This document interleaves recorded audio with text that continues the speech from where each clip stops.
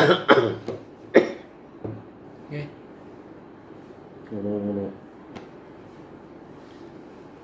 Oke, selamat malam Bang Farhan.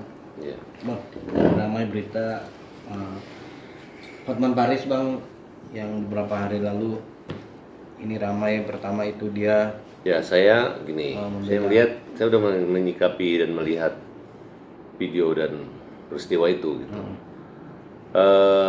Saya tetap memberi dukungan buat Bang Hotman Paris Hutapea. Kenapa gitu? Teman-teman harus mengerti ya, terutama sekarang kan yang melaporkan adalah pers. Saya juga minta kepada teman-teman wartawan, kan Bang Hotman Paris sudah minta maaf.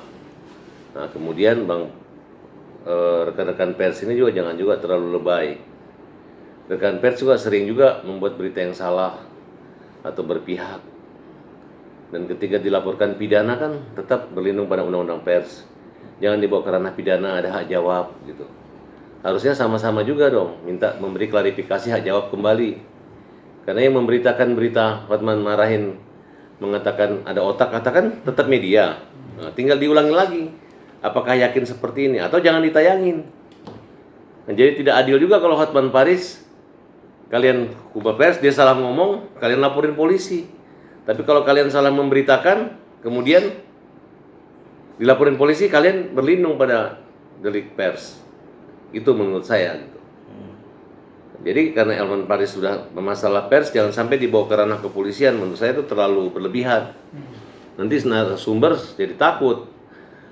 Kalau saya amati, Bang Hotman Paris mengaku dia sakit saraf kejepit.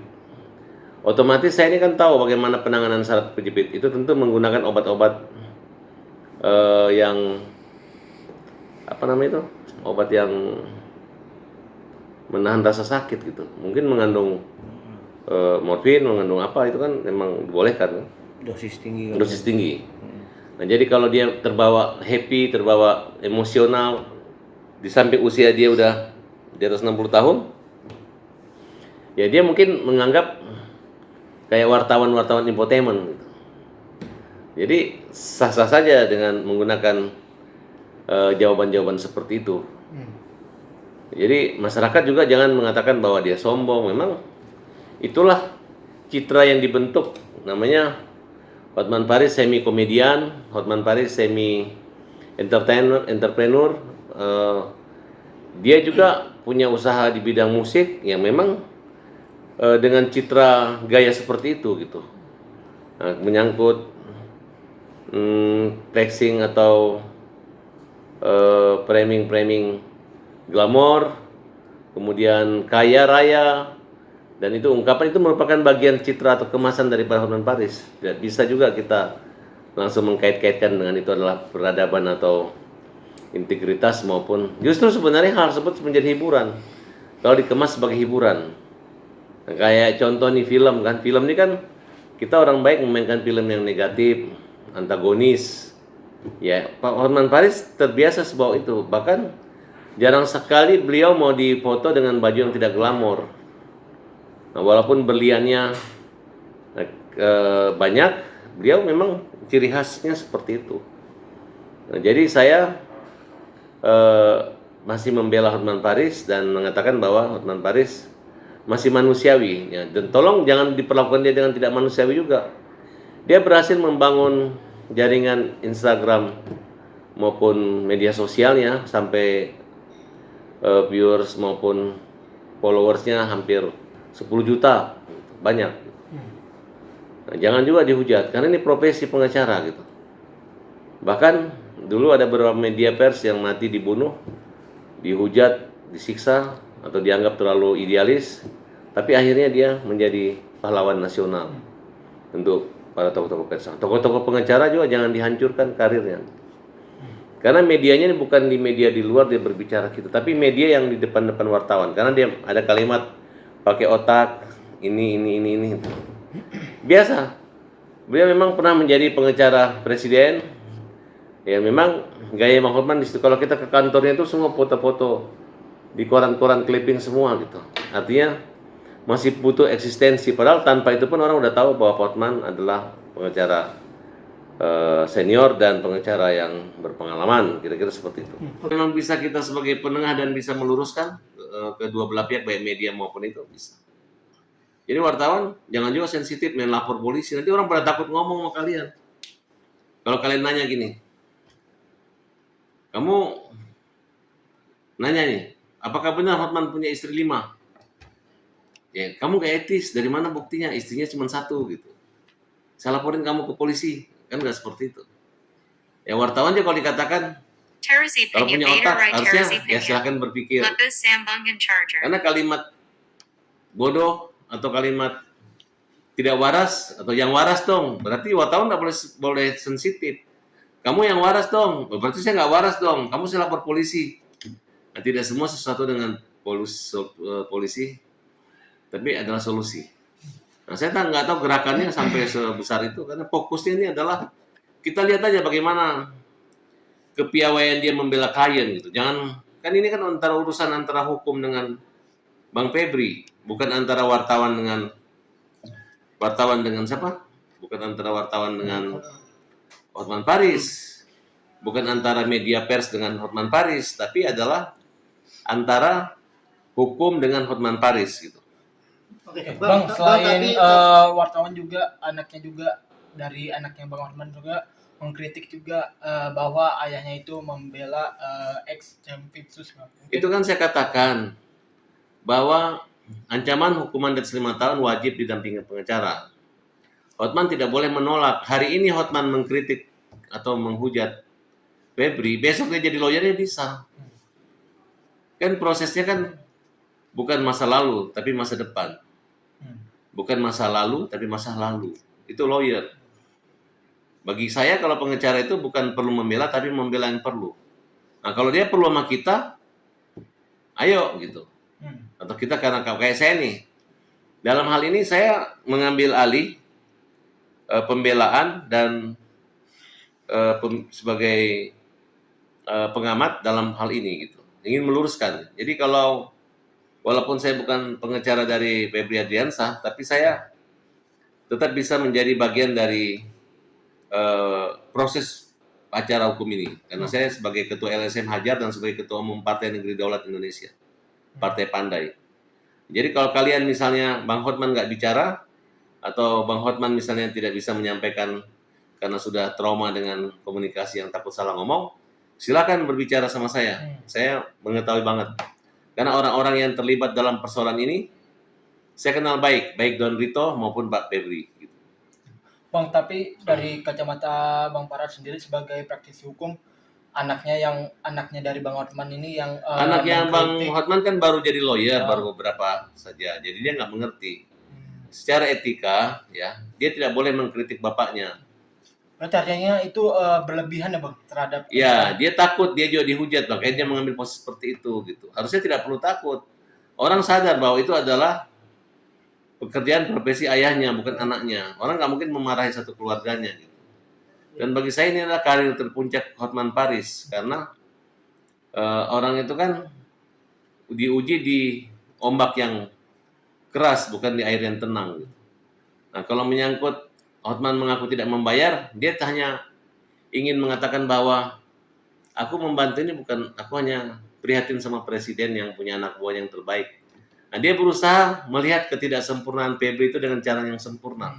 Nah, ini yang saya lihat dari bahasa Hotman Paris. Sehingga dia memberi contoh, Febri berhasil memberi pendapatan buat negara, menarik uang-uang koruptor itu hampir lebih dari 400 triliun kalau hanya dibandingkan uangnya Idon. Kan sudah dikatakan bahwa ini uangnya Idon lah, kira-kira seperti itu. Nah, mungkin dia hanya melihat salah-salahnya salah itu, mungkin ada juga kebenaran. Jangan kita menghukum masih praduga tidak bersalah. Tapi karena ini yang antara lawan, ini tidak ada kaitannya antara polisi dengan kejaksaan. Polisi telah berhasil mengungkap dan menyerahkan perkara itu, toh akhirnya nanti ke kejaksaan. Coba kalian lihat, ada nggak di persidangan ada terlibat polisi? Kan tidak ada. Polisi itu adalah bagian dari kejaksaan, rantai kinerja criminal justice system yang dibangun seperti itu. Nah, jadi nanti lepasnya ketika antara eksekutif dan di yudikatif yang diwakili oleh pengadilan. Nah, di situ bahwa kita ketahui bahwa hakim akan menilai semua penyidikan dan penuntutan daripada jaksa. Jadi tidak ada hal-hal yang, karena mereka sama-sama lembaga penegakan hukum yang ingin mencari yang terbaik. Dan ini semua perkara diawasi, transparan.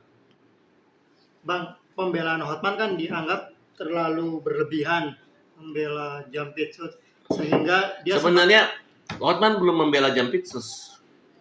Hotman hanya mengatakan satu, dia sudah kaya. Kedua, dia pengacara konglomerat, pengacara keluarga Prabowo, Pak Prabowo, ya kan? Nah, dia belum ada kalimat, hanya menyatakan bahwa Pak Jampitsus orang yang baik, orang kepala, orang yang berani. Gitu. Kenapa nggak minta izin? Hanya ngomong baru pembukaan, belum substansi persoalan pokoknya itu belum disampaikan oleh Pak Hotman. tapi itu dianggap berlebihan, Bang. Dia bilang Ya, bahwa memang gayanya Hotman Paris memang berlebihan. Bajunya aja seperti itu. Berliannya sangat begitu. Kalimatnya, kan kalian biasa-biasa orang Batak seperti itu. Orang Sumatera seperti itu. Ngomongnya keras, tapi hatinya lembut. Nah, kalau cabai Jawa dengan cabai Sunda berbeda. Kalau cabai Jawa, pedisnya cuman kalau Sumateranya cabenya pedasnya di mulut, tapi di hati tidak. Kalau cabai Jawa manisnya di bibir, tapi di hatinya panas, kan kira-kira seperti itu. Itu kan hanya bahasa-bahasa menyangkut kebiasaan saja. Tapi yang jelas orang Batak adalah, makanya banyak orang Batak misal berantem, tiba-tiba udah kita baikan lagi cepat. Tapi kalau misalnya orang Jawa, mungkin kalau jangankan berantem, kamu tidak sopan aja bisa jadi dendam selamanya, kan kira-kira seperti itu. Oke, Bang, ini yang menarik, Hotman tuh sempat bilang bahwa harus izin presiden dulu nih kalau mau menggeledah Jampitsus dan Ya, nah, sekarang ini memang kita ketahui bahwa itu salah nggak menurut Abang? sistem politik Hotman? dan kekuasaan di Indonesia ini memang ada pro kontra. Ada beberapa blok-blok yang orang menilai seperti itu. Nah, tapi kan nanti kita lihat, yang paling tahu itu adalah Pak Presiden. Apakah Pak Presiden merasa dia dibegituin? Apakah memang seperti itu? Kalau tidak, ya nanti akan kelihatan pada ujung akhirnya. Cerita hari ini akan terdengar besoknya. Tinggal nunggu waktu saja. Kalau kan memang apa yang dikatakan Hotman memang benar, kalau tidak benar ya tidak benar. Tapi kan kita ini kan semua orang pintar, semua pasti ngerti juga gitu. Cuman belak-belakan kalau Hotman Paris.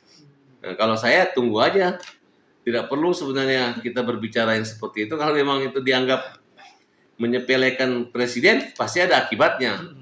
Nah, tapi kalau misalnya Hotman Paris mengatakan tidak izin presiden, ternyata presidennya biasa-biasa saja dan tidak merasa seperti yang dikatakan Hotman, ya bahaya juga kan, betul nggak?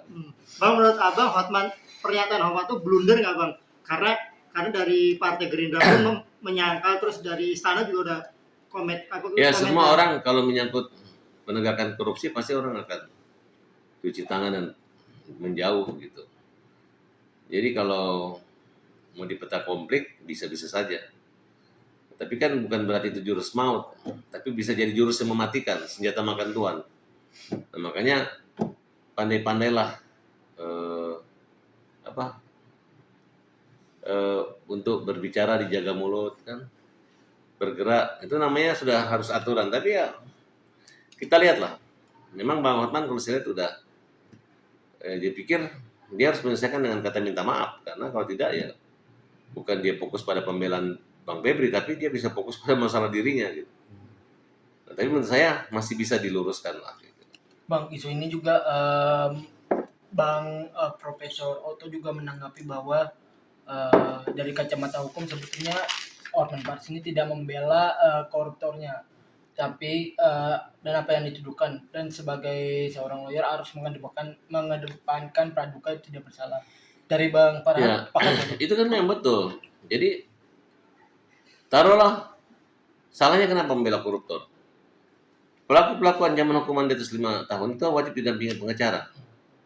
Berarti kasus-kasus yang ada korban ataupun pelaku itu kan dua-dua pengacara. Jadi satu kasus atau 10 kasus berarti pengacaranya ada 20 kalau 10 kasus.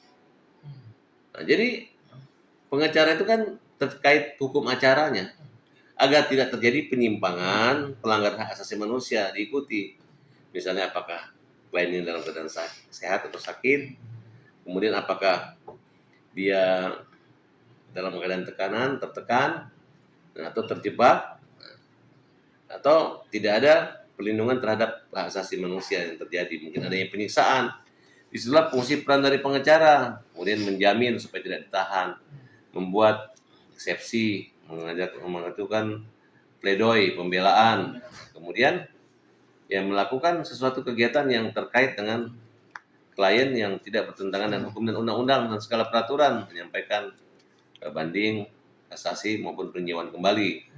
Nah, kalau tidak ada pengacara bagaimana orang bisa ngurus seperti itu? Nah, justru bagaimana pengacara bisa menarasikan kemampuan sesuai fakta dan bagaimana dia bisa meyakinkan hakim bahwa orang ini kalau tidak pantas dibebaskan, bagaimana bisa diberi kesempatan untuk bisa memperbaiki atau tidak mengulangi perbuatan itu lagi sehingga mendapat hukuman lebih ringan. Nah, jadi kalau Bang Otto mengatakan praduga tidak bersalah itu benar. Sebelum ada putusan hakim inkrah tidak bisa dikatakan itu bersalah. Nah, jadi ini kan hanya menyangkut etika tata cara aja gitu. Karena kebetulan wartawan yang disenggol marah. Tapi saya kaget juga, ya wartawan kan paling fair biasanya. Ya, tinggal diluruskan. Oh, Hotman takut malu. Ngapain lapor polisi kan? Masa badan organisasi melaporkan polisi? Padahal mereka menghindari polisi. Mana kawan-kawan wartawan ini? Waduh. Bang, selain itu juga ini Xiaomi kan melebar ya. Maksudnya banyak orang yang unfollow Bang Hotman. Oh enggak, saya cek masih 9 juta lebih, nggak terlalu banyak. Karena orang di situ kan bukan butuh melihat. Kalau film ini kan justru film hantu ini banyak orang nonton kan, yang menegangkan. Gitu. Nggak ada orang milih apa namanya film-film yang biasa-biasa saja, film hantu, film horor. Karena katanya yang burung hantu itu nggak ada yang kandangin, tapi burung-burung yang indah yang banyak dikandangin. Oke Bang, mungkin terakhir Bang, pesan dari Bang Parat untuk netizen yang masih menghujat Bang Hotman Paris seperti itu. Sudahlah, itu hiburan biasa Hotman Paris. Kalau nggak begitu nggak jadi terkenal Hotman Paris, ya kan? Dulu kan orang menilai kurang dari bentuk ininya, kalimatnya, tapi kan orang jadi kangen begitu. Betul nggak?